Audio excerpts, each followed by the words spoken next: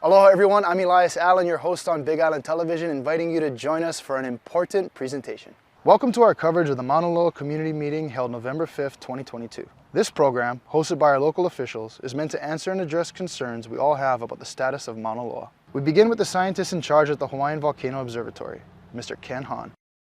Mauna Loa, we have increased the instrumentation since the last eruption in 1984 significantly. So we're picking up signals of things a little bit earlier than we might have in the past. I wanted to just kind of get people familiar with our alert system that we use. So the lowest alert is green and normal, which means the volcano isn't doing anything right now. So Hualalai, for example, over on this side, is in the green normal state. Mauna Loa is in the yellow advisory thing, where the seismicity is above background, and it started creeping up around 2015, kind of crept up to about 2018, dipped back down to kind of normal again, and since 2019 it's been creeping up, and it's just gradually creeping up, and it's kind of doing plateaus. Mauna Loa typically has a pretty short trigger on its eruption, so when we're talking about this, we're looking at increased seismicity. We're not seeing the kind of seismicity we'd see before an eruption, but it is the kind of thing that an eruption might come out of. The next step we would go to is orange and watch, which would tell you that we think an eruption is it's basically imminent. There's something about to happen and you should be prepared. Historically, that is just a few hours of window time before the eruption occurs. And then the final one is warning and red. That means that for us, an eruption is underway, and Mauna Loa starts at the summit and either stays at the summit or moves down one of the rift zones, and then lava flows come. So we will give you the most accurate information, but the first time we go to orange, it means a summit eruption is about to happen. When we go to red, it's happening. We may issue another red statement when it starts moving down one of the rift zones, and then when lava flows are proceeding towards communities, we'll be issuing other stuff. Civil defense is in the same position. They can't do anything till we tell them where the lava is and where it looks like it's going. But I just want to make sure that everybody knows what we can and can't do. If we do go to orange, it is time to be thinking very seriously about if you are going to be in the path of the volcano, what action you need to take. Mauna Loa has erupted 33 times in the historical period. Half of the eruptions from Mauna Loa stay in the summit caldera. And the caldera is representative of a large magma reservoir. So half of the eruptions stay in the summit. About 25% of them go down the northeast rift zone in the direction towards Hilo. About 20% of them go down the southwest rift zone. And then Mauna Loa has an unusual class of vents called radial vents. And these vents form on the north and west flank of the volcano. From below sea level all the way up to the summit is where the vents can form. Now, all the historical eruptions in the past have started with a summit phase. So half of them are only going to stay in the summit. There's going to be a rift eruption. There's going to be a summit phase first. And then we have to track whether or not the dike, the feeder system to an eruption, migrates into the rift zones before we can say the rift zones will become involved. Okay? A summit phase first, and then possibly the rift zones will be involved. We have to track the earthquakes to show us that magma is moving into the rift zones. So we're looking at the average effusion rate for the southwest rift zone, and then we're looking at the historical lava flows shown in gray. And the important thing are the transit times you see here. So in South Kona, it's red. And look at these travel times. 3 hours, 14 hours, 18 hours, 24 hours. That's from when the vents open up to when they came down into the ocean. In contrast, let's look at the Hilo side. The historical flow that arrived down in the center of Hilo town took 280 days. Hilo has topography that actually helps to inhibit the advance of lava flows. The lava flows have a tendency to slow down and starting to spread out. The vents just keep producing more and more lava. The front doesn't care what the vent is doing, it's slowing down. And yet lava comes to that change in the slope and has to go somewhere. So it jumps out and it actually makes secondary and tertiary flows. So if you live in Hilo, you have weeks to months to respond. Okay, let's look at this area from about Kea'au all the way down to Na'alehu. This area has a tendency to have less historical eruptions. The distance from the rift zone to the coastline is much greater than the west side. These people that live on these flank of the volcano have days to weeks to respond. On the other side, in the northwest sector, is the domain of the radial vents. As I said, radial vents can go from sea level all the way to the summit. In 1859, started at 11,000 feet, and it made it all the way to the ocean in 8 days. Now imagine if you had the same eruption and yet it had the distance and elevation, 5,000 feet, and now broke out. So this area is an area that has days to weeks to respond, depending on where the vents break out and how quickly the lava comes out of the ground.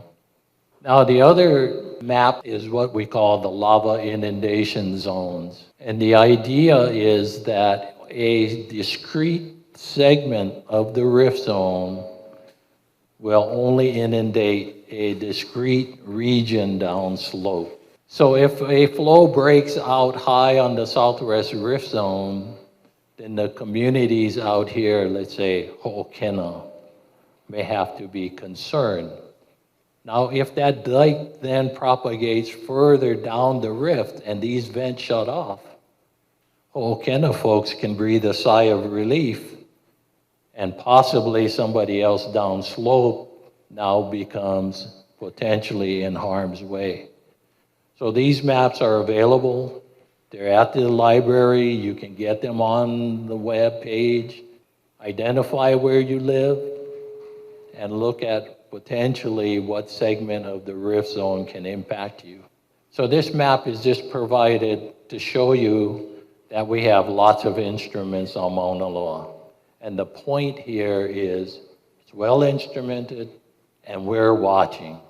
In a map view over here, we can see that red is shown as those intermediate earthquakes, and green is showing the shallow earthquakes. And you can see before 1984 and 1975, we had intermediate depth earthquakes, and then we had shallow earthquakes. And now we're looking at, look, we got intermediate depth earthquakes and shallow earthquakes. That's why we're coming out here. We're saying, hey, the volcano is showing signs of reawakening. We're on the job, we're watching, but you as the citizens should also be paying attention. Okay, so the last 3 weeks, we had a flurry of earthquakes because we want you guys to be aware that this volcano is not dead and that we're watching it. You guys have things that you can do prior to next eruption. And down here, we're looking at the counts. So here's this kind of ambient background level that we got used to. And then we had this big spike, and that's when we went out and had the press to tell you, hey, something's happening.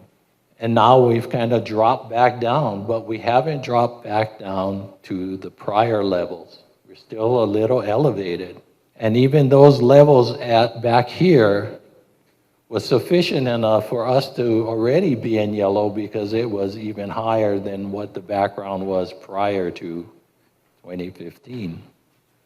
And these are looking at larger earthquakes. This is what it looked like 2 weeks prior to 75. This is what it looked like 2 weeks prior to 1984. This is what it looked like when we had those peak of And this is what it looks like now. So we had 35, 26, 131, okay, caught our attention, and now we've kind of dropped back down, but we haven't dropped back down to what I would consider the levels just prior to that flurry. Now, here's another one, and we're looking at slightly larger events. And these events may be associated with magma pressurizing the vessel and getting ready to break out. So here we are, we're looking at 22 events prior to 75. We're looking at 11 events. Just prior to the peak, we had 12 events. In the last 2 weeks, we had 12 events. So those levels to us is that we're keeping track of them, but they aren't quite as high as what was happened in 1975. But you also remember we still have better instruments, right? Now I'm looking at the earthquake counts. In the present, we're having about, just shy of 10 events a day. In 1984, we didn't quite have 10 events a day. In 1974, we were getting pretty close to 10 events a day. Seismicity is only one piece of the puzzle. We also have to look at how the ground is changing shape with the influx of magma into the system. 1974, this laser ranging device was new technology. And we could see that there was extension across the caldera. So the 2 points were getting farther apart. So that says magma's coming into the reservoir. And then after that eruption, we had a gradual increase up until the 1984 eruption. And then after 1984, we had a gradual increase, and then the volcano sort of stalled. Then we have these red dots here, and that's the initiation of GPS as a monitoring tool for us. And we can see in the early 2000s, we had another inflationary event under Mauna Loa, and then the volcano went quiet. So that's one option that the volcano can do. It can inflate and then it can go quiet. And now we're looking at the changes in deformation relative to the earthquakes. We see a ramping up of the earthquakes and the extension of the line. Now this is taking a myopic view of what's happening right at the summit crater. So the first thing we have is this line across the summit, and we're looking at last 2 years of changes here. And we had an inflationary event in February of 2021, and then the volcano kind of deflated. The lines went apart, and then it came contracted back in. And now you can see it's a gradual inflationary event. And then we're looking at this green dot here, and we're looking at its elevation. The elevation was relatively flat, and now it's climbing up. All indications of influx of magma into the volcano. The other tools we have are GPS. Each one of these basically shows an individual station. So at the base of the arrow is a GPS station, and the arrow is showing the direction it's moving, and the magnitude is the length of the arrow. This kind of radial pattern here is consistent with influx of magma into the magma reservoir. Now to kind of put this in perspective, I'm going to show you some GPS vectors from Kilauea. So kind of giving you an idea of the kinds of magnitude of motion that's possible in the volcanoes, and we're just saying, we are watching. Okay, the other things we have available to us is using satellite technology. And satellite technology on several passes can look at elevation changes in the ground. And each one of these color bands that you see is a fringe. And so we've had about 6 centimeters of uplift on the summit of the volcano. 6 centimeters of uplift. About that much. And this pattern here tells us something about the geometry of the molten material underground and what's inflating. So instead of it being a balloon, which would be a bullseye pattern, it's actually more like a blade. And this is pretty common for all eruptions. It's fed like a blade-like feature. So it's long, it's tall, and not so wide. Okay, to recap, GPS is showing inflation of the volcano, is showing extension across the volcano. The tilt meter is showing inflationary tilt, and the number of earthquakes are still higher than they've been what we call background. So I'm going to recap it again. We have small inflation at the summit and the upper southwest rift zone. We have above background seismicity. And what are we missing? We need to have more consistent earthquakes. Instead of them going up and down, we expect them to just gradually go up and up and up and up. So what are we doing?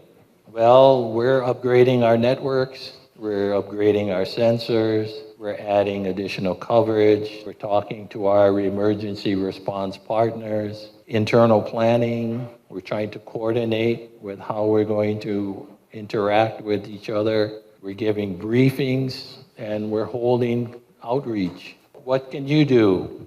You should be aware of the hazards. You have to stay informed. The message is, we're on the job, working, we're watching.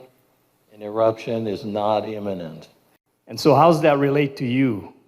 And how does that relate to civil defense? Right now we're in advisory, so things are a little bit escalated.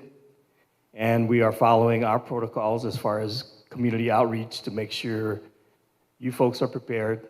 We meet with the county, our state and federal partners to make sure they are being prepared as well. We get to orange, that's when we start taking action. So part of our communication to you today, have your plan. In this case, if lava is headed your way, you need to evacuate. Voluntary or mandatory, and we'll support that with the county departments. You need your plans. In the case of a lava flow, you will have to evacuate. Where are you going to go? You need that plan. Do you have friends, family that you have made arrangements that you can go to? Do you have resources that you can go stay in a hotel or travel off island? If those aren't available to you, we will open shelters immediately. And so you need that plan. You need that communication as well with your family as to what you're going to do. How can you communicate with everybody, each other?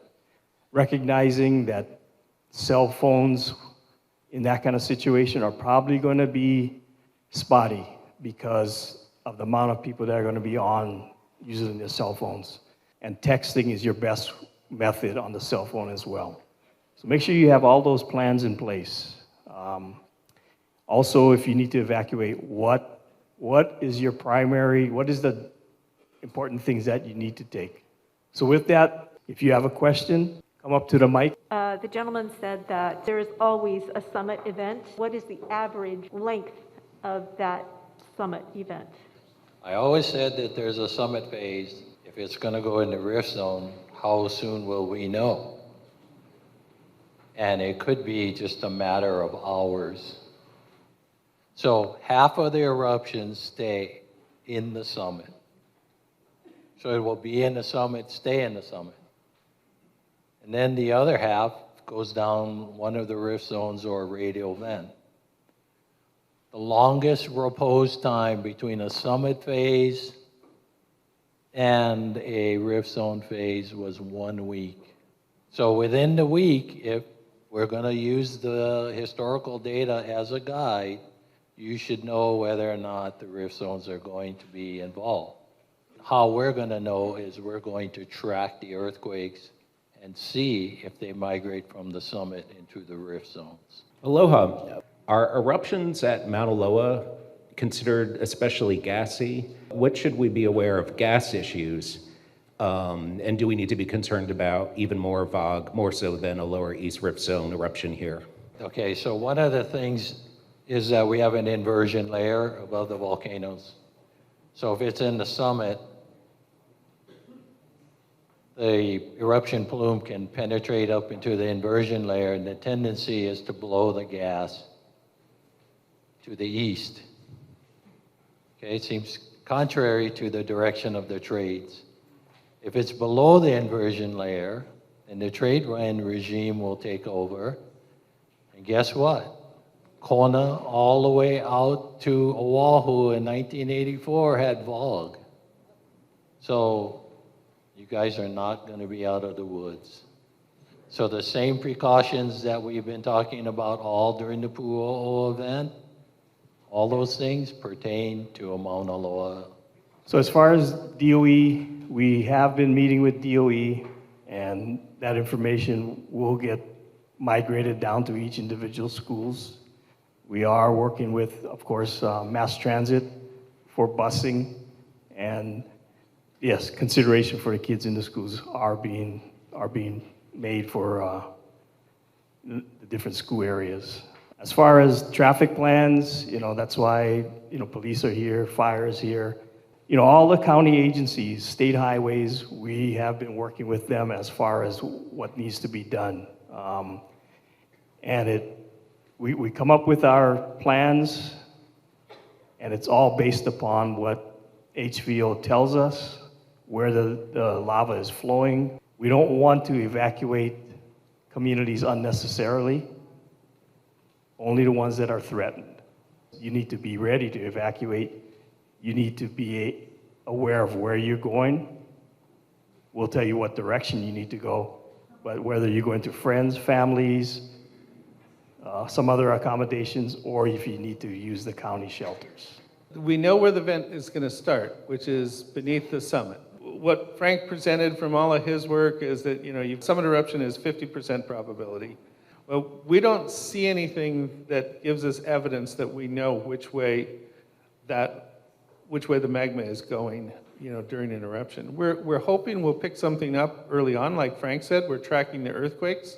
So we know the magma moves up the summit, moves in cracks to the surface, and then those cracks propagate one way or the other. I think the thing to keep important in here is to know these regions, right? The lava inundation zone that you're in. And the fissures travel just like a train on the tracks, right? They head down, and they generally don't come back. So as it propagates downward, the lava flows are going to move into the next inundation zone, and it just depends on when they stop long enough to pour out enough volume for that lava to make it all the way down to the road, right? And in 1950, there was, 2 days before the eruption, there was a magnitude 6.3 earthquake here in Kealakekua, right? And that was one we know that some eruptions, 1984, 1950, were preceded, the rift eruptions were preceded by greater than magnitude 6 earthquakes. Not every one has been historically, and not every magnitude 6 earthquake is followed by an eruption. So 1951 and 1952, there were magnitude 6.9 and 6.3 earthquakes again in Kealakekua, and no rift eruptions. You have to understand the flow will not impact the whole community. And we, working with HVO, we know where the flow is going to go. When it starts to take its path, they have lines of steepest descent that give us an indication of where the lava is going to go, what area it's going to impact. But yeah, I recognize you have only one road, and that's why you need to be ready. Our personnel will be ready to get you out. We're trying to cover everything. By you getting out early, once the messaging is done or put out, that'll help kind of keep the roadways, I guess, less crowded instead of waiting for the last moment. So it's critical that you receive our messaging that you sign up for. But we also have the national systems that are available for us. So the wireless alerts that you get on your cell phones, if you haven't turned off that function, those are part of the systems that we use. The EAS that comes across that just happened earlier this week, the scroller on the TV, the radio message, those are all national systems that we have access to put messages out. Based upon what actions we want you guys to do, we'll put that message, but you have to be able to receive that message. And recognizing that things can go wrong, we make sure personnel are staffed at key points so that people do not get confused. We'll put out as much messaging as we need to.